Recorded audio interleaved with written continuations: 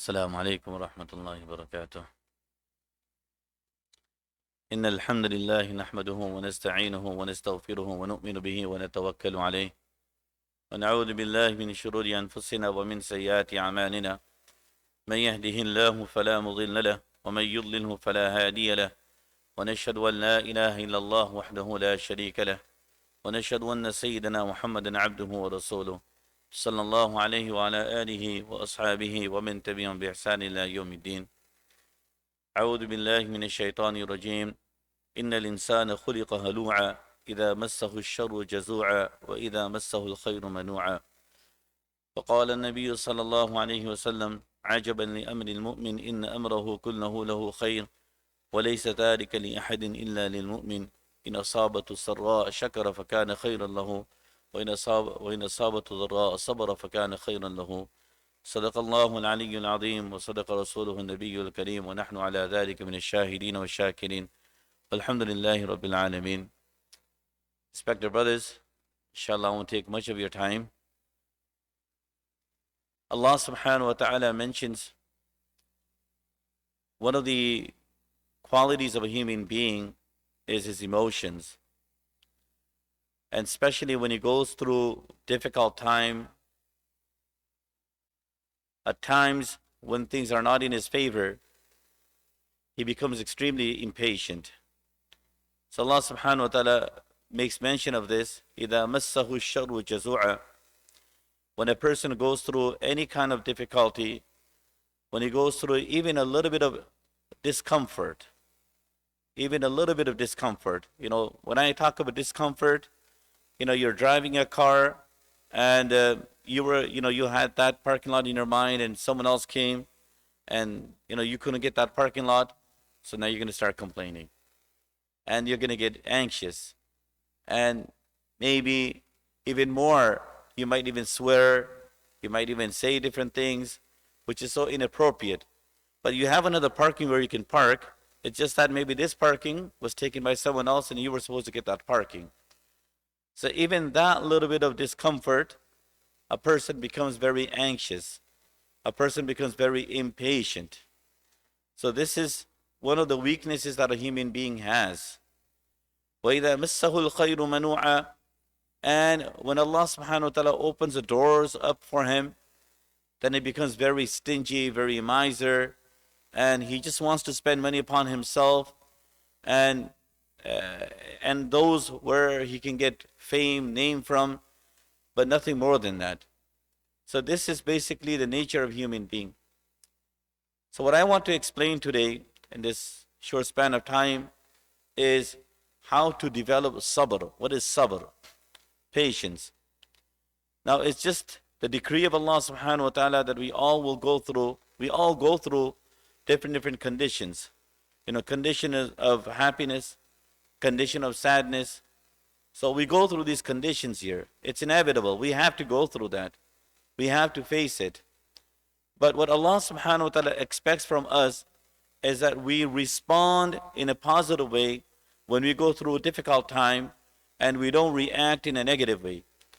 So basically, sabr. What does sabr means? So sabr in Arabic language means habsun nafsi ala ma taqtadihi shar'u wal aqlu. Now this is a very technical term in Arabic language. In a simplified, what it means, sabr, normally we say that, brother, be patient, be patient. When something bad happens, we say be patient. So that is part of it as well. So what we're trying to do is what we're doing right now in the month of Ramadan. We're trying to uphold our nafs, our self, our nafs. So ala ma taqtadihi shar'u. So what for example, Shariat is telling us to pray salah. And our nafs is like, I don't want to wake up in the morning. It's too early in the morning. So we fight our nafs and we follow the Shariat or aql. Sometimes our aql, our understanding, logic tells us to do something, but our nafs tells us don't do it. So for example, taking medicine. Nowadays the medicines have become better. Before, back in the days, they used to take powder, bitter powder and all that. So when you're taking those type of medicine or getting poked a needle, injection, so these kind of things a person does not feel comfortable with. but we still take it because our aql is telling us it's good for us, even though our nafs doesn't want it. So basically, sabr means that anything that Sharia tells you, you go against your nafs and you follow the Sharia.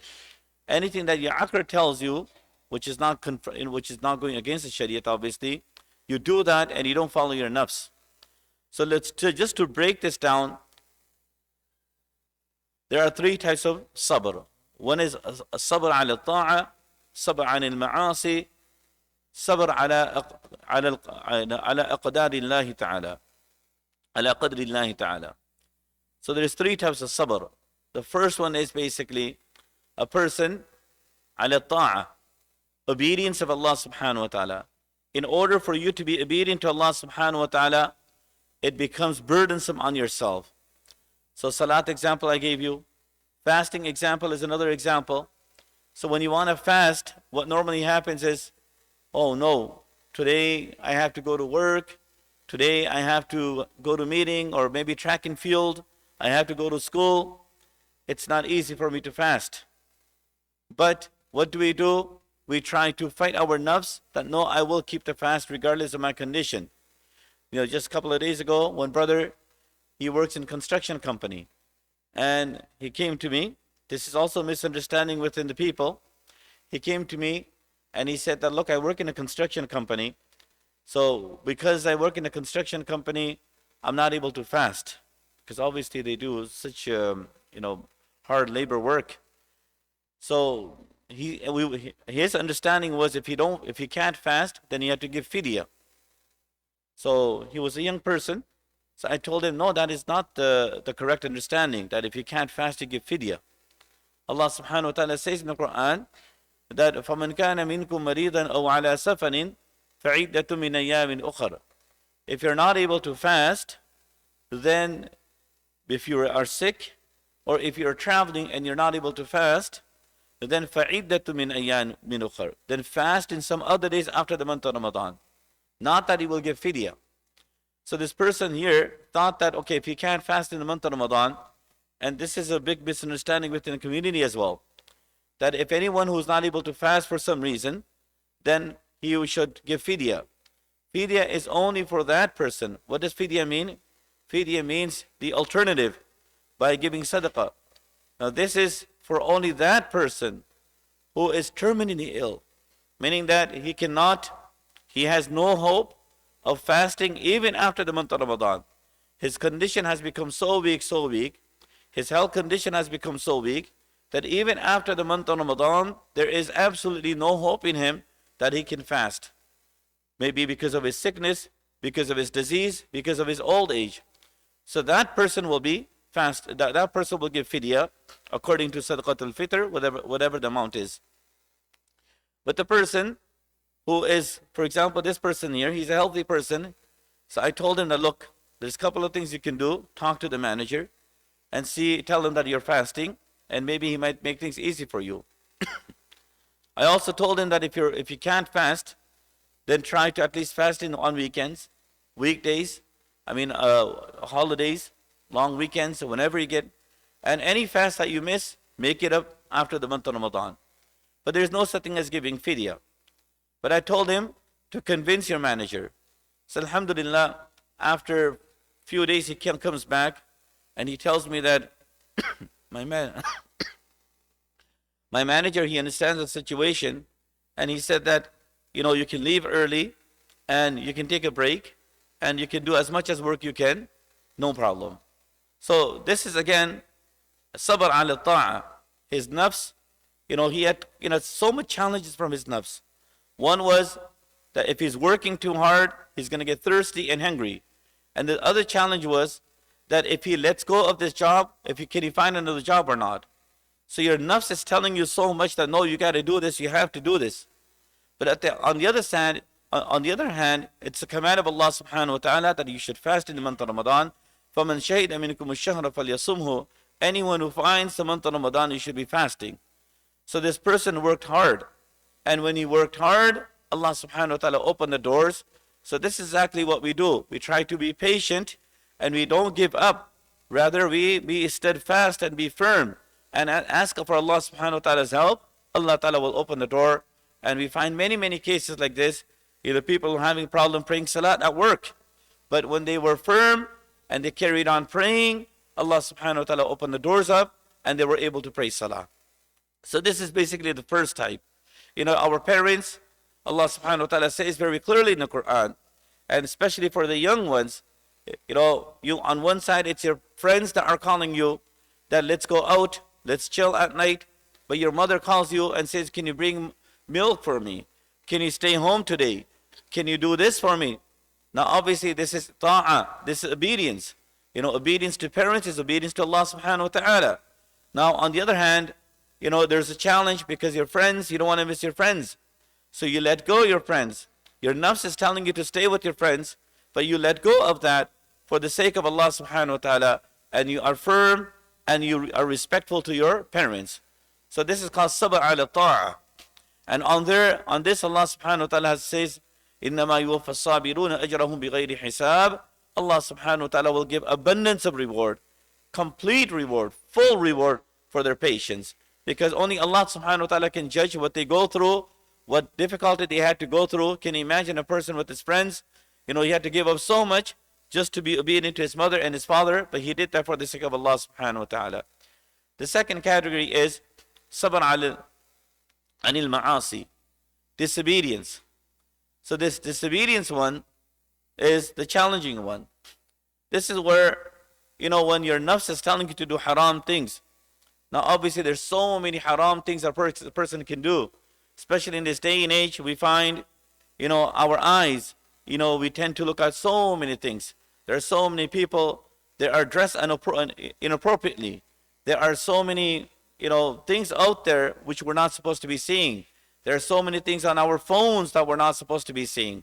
So now Allah subhanahu wa ta'ala says, قُلْ لِلْمُؤْمِنِينَ يَغُضُّ مِنْ أَبْصَارِهِمْ, lower your gazes and don't look at those things which are not appropriate. But then your nafs is telling you to look at that. What do you do? So in this case here, obviously a person crushes his nafs for the sake of Allah subhanahu wa ta'ala, and he stops looking at the things he's not supposed to be looking at. That is called sabr anil ma'asi. This is a very difficult one.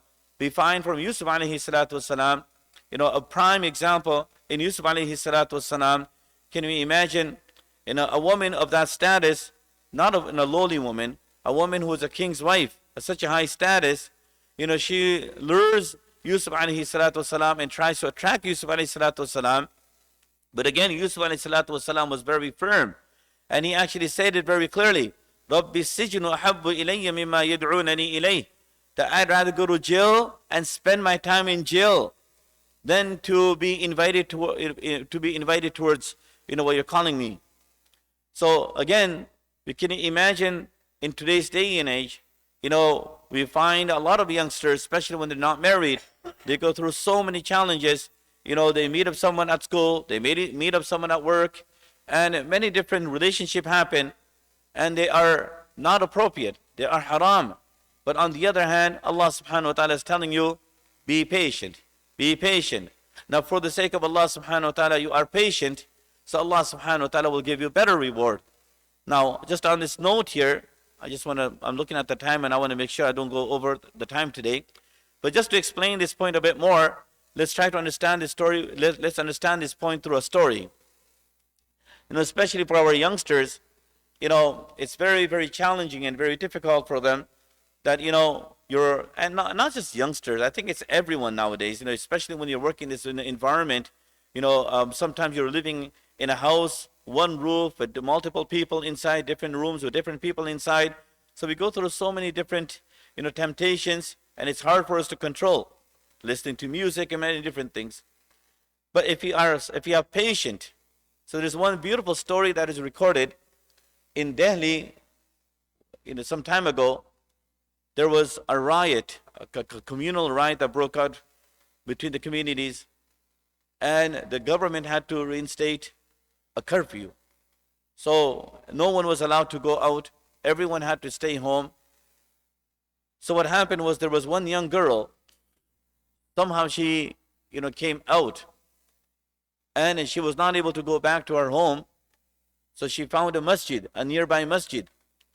So she goes to that nearby masjid, and to escape from the police's, police will apprehend her. So she goes to the masjid. And now when she goes to the masjid, she found a boy there. So masjid is closed, she's alone, and there's a boy there. And he was a student of knowledge of deen. So now what happens is, now the student, he is, when he saw her, immediately said, please go away. There is no one here except me. Just go away. So she said, look at my condition. Where am I going to go?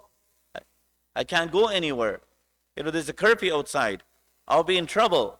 The police will apprehend me and arrest me. So what am I going to do in a situation like this? So she said, it's night. Allow me to stay here till the morning, and then inshallah I will make my way. So the boy somehow reluctantly accepted her, and she stays in the masjid. Now this boy is in one corner. He's making mutala'a and he's reading his kitabs. And while he's reading his kitabs, and those days there was no electricity and there was no lights. It was only candle. So now this person here, this boy, as he was reading the kitab, every single time he's putting his finger on the fire, on the candle. He kept on doing that. He's putting that. And the girl in the corner is watching this. The whole night he kept on doing this. And the girl was watching this. It's morning, Fajr time. So now the boy said, now go, you can go away.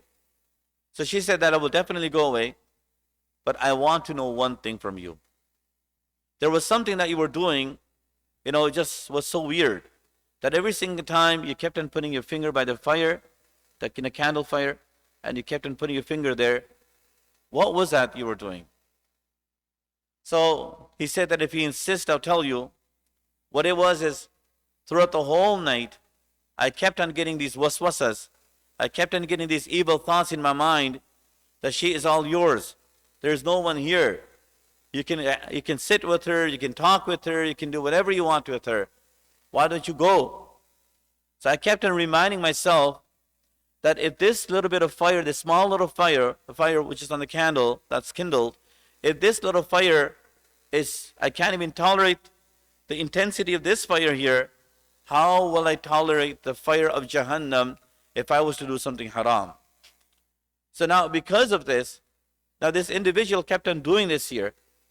So she was so shocked that, wow, because of, you were actually thinking like this the whole time. So anyways, she goes, she made it home safely during the day. She went home. And then after some time, when the proposal comes, the parents, they say that, look, we want you to get married. There's so-and-so person available.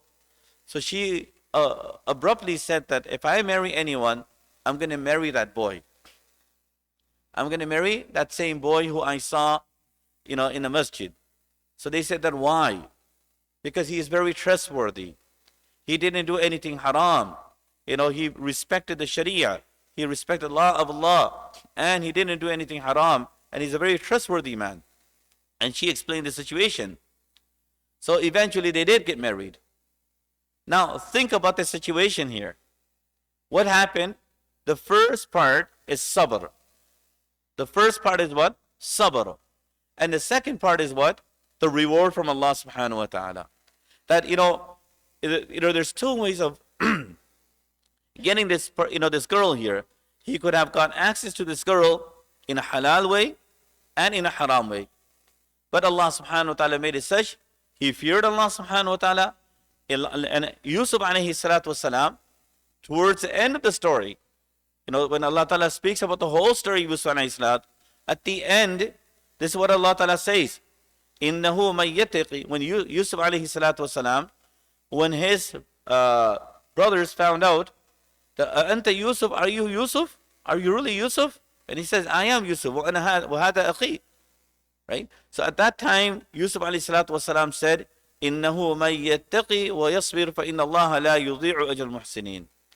That anyone who fears Allah subhanahu wa ta'ala, meaning he crushes his nafs, the temptations and ego that comes out from him, he crushes that, and he is patient, and he puts his trust in Allah subhanahu wa ta'ala, wa yasbir, then Allah subhanahu wa ta'ala will give him فَإِنَّ اللَّهَ لَا يُضِيعُ Allah will not let his good deeds go in waste. That's what Allah Ta'ala says. So Yusuf alayhi salatu wasalam, the message that he gave to his brothers was that you don't need to be jealous. You don't need to do anything haram. You just need to be obedient to Allah subhanahu wa ta'ala. And when you're patient, then Allah subhanahu wa ta'ala, وَيَصْبِرُ, Allah will give you a great reward. And we find Yusuf alayhi salatu wasalam, he becomes the king. And Allah ta'ala blessed him so much that he became the king. But initial part of Yusuf alayhi salatu wasalam, his story is what? Sabr. He had to be patient. But after patient, he got one of the best rewards. And there are many, many stories that we find. Even many youngsters, they wanted to get married to so-and-so person. I personally know of some brothers, they wanted to get married to so-and-so person. But the father won't allow it, the mother won't allow it. And they didn't want to do anything haram. So they were patient. They turned to Allah subhanahu wa ta'ala. Allah ta'ala opened the doors up. So this is very important to understand that, initial stage of patience is bitterness, but it comes with, it's sweet. The end result is sweet and it is pleasing in this world and hereafter. Therefore, my respected brothers, the second category is what? Anil ma'asi. The third one is called what? Ala qadrillah. Upon the taqdeer of Allah. And this is one of the things that happens to everyone. Everyone goes through this. That, suddenly you're healthy. Like the other day, 2 days ago, one brother, I met him. He was healthy, totally fine. And 2 days later, I find out that he just passed away. So these are the cases that we hear on regular basis that, accident happens. Someone gets sick. So these things are not even in our control. It's a taqdeer of Allah. It's a qada of Allah subhanahu wa ta'ala. And it just happens. So when these things happen to us, these sudden things happen to us that are not expected. And it can be very, very small too. It doesn't have to be something significant. It could be something simple. You're coming to the masjid, and now when you're coming to the masjid, you're trying to get into the car, but you can't find the keys. And now you're all frustrated because you can't find the keys. Or you're trying to find a topi and you can't find your topi, you're frustrated. But at that moment, how do you react?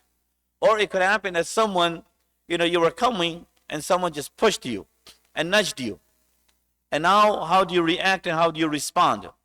So this is another challenge our nafs will provoke. And our nafs will, make us react in a very negative way. And we find some people, like for example in Hajj, I see this all the time. In Hajj, people have their ihram on. People, they are doing Hajj, they are in the state of ihram, and they are in Arafah. They are in Mina, in the state of ihram. This is the most spiritual state you could be in. But despite that, I have seen physical fights, physically fighting with one another because they can't control their nafs and they can't be patient. So I'm going to share one small story with you. We find there's so many stories, but the time will not allow me. But let me just, Ayyub alayhi salatu wasalam. Well, today I think you are going to read this verse, or the Imam must have read last week, or maybe today. وَأَيُّوبَ إِذْ نَادَى رَبَّهُ أَنِّي مَسَّنِيَ الضُّرُّ وَأَنْتَ أَرْحَمُ الرَّاحِمِينَ.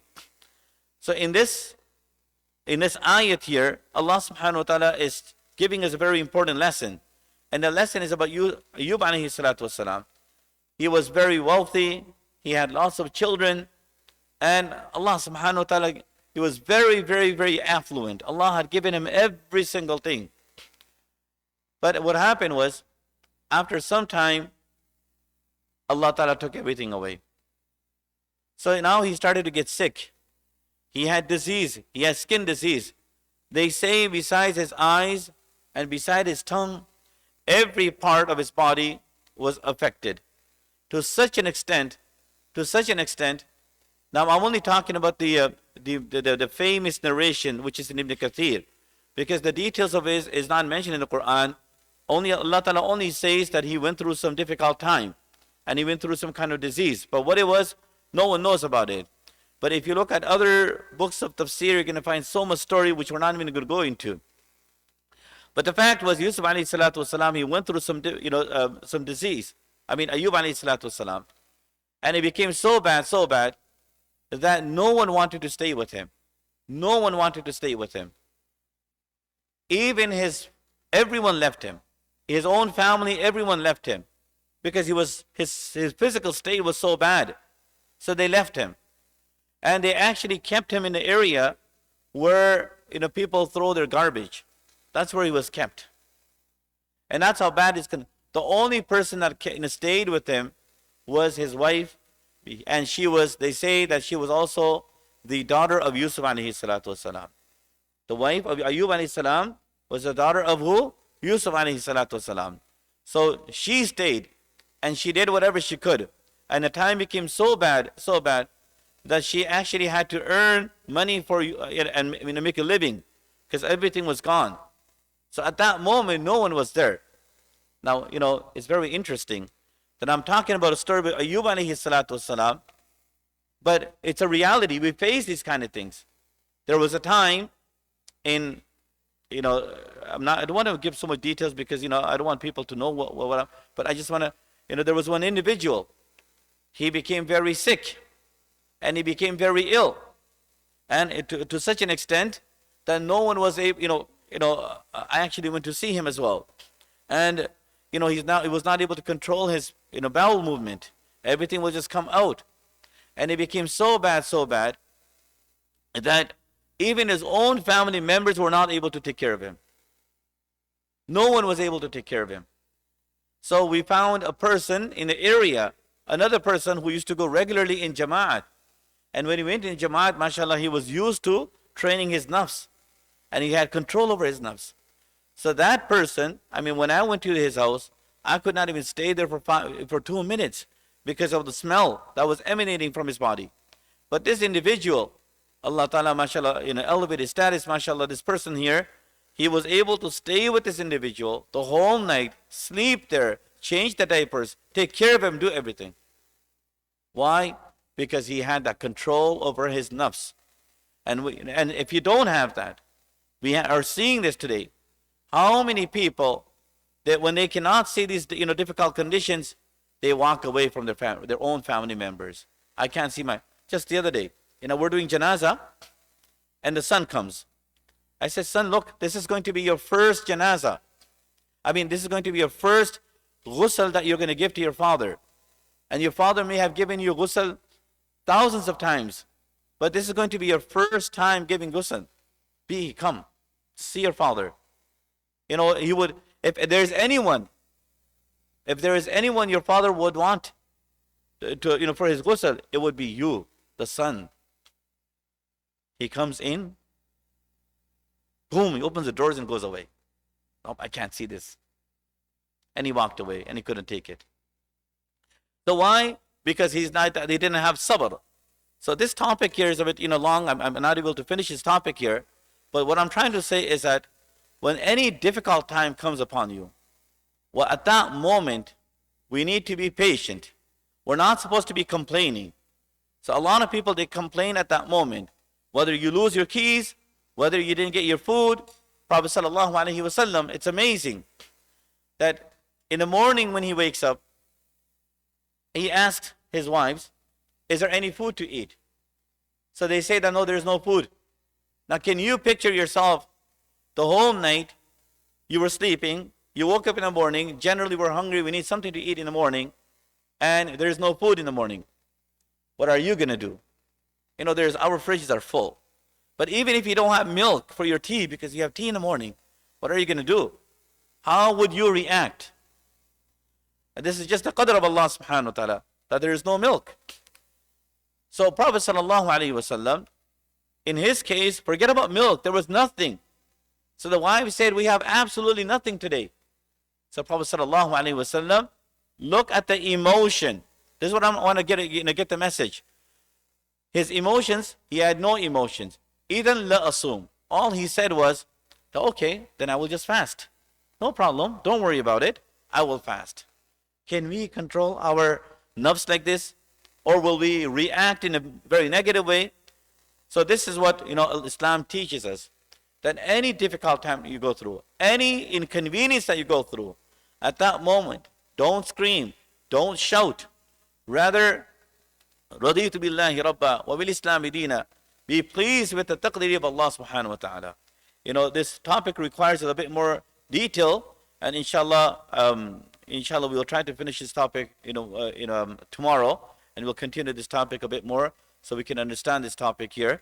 But for today, inshallah, we'll end here. May Allah ta'ala give all of us understanding. Subhanallah bihamdihi, subhanakallah.